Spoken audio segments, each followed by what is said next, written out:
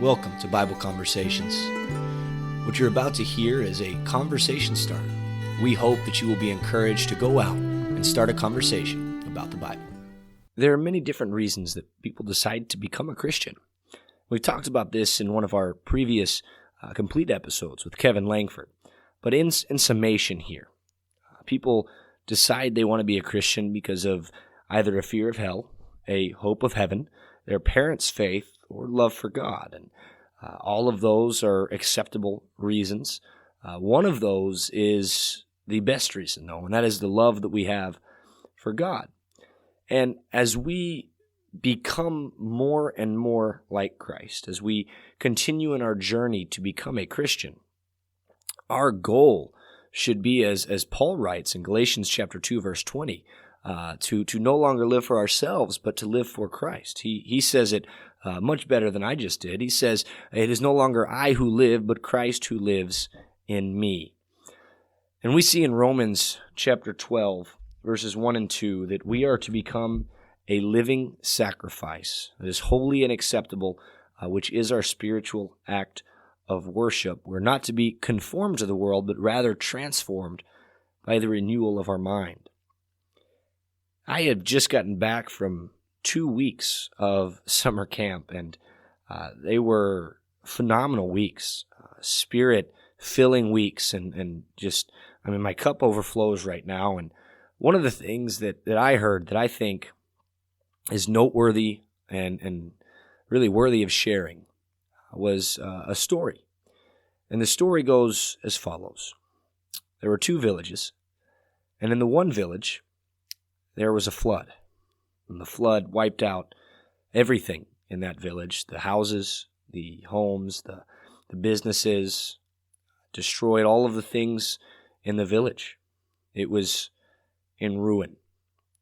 The other village, just a few miles off, did not have nearly as bad of an effect from the flood.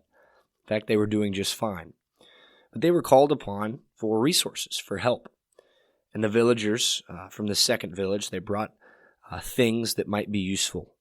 They brought over chairs, and they brought over beds, and they brought wood, and they brought stone, and they brought all sorts of things, and they put it into the middle of their town center and in preparation to send it off to the first village. Well, one of the men from the second village was incredibly poor. He was destitute. He had nothing to his name. So he walked up, and instead of putting something into the center of the pile, he himself stepped inside the center of the pile. And as we become more like Christ, our goal should be to give of all of ourselves, to devote ourselves entirely to the service of the Lord, to become a living sacrifice. There's one quote that really stuck with me, and it is as follows. If you don't sacrifice for what you want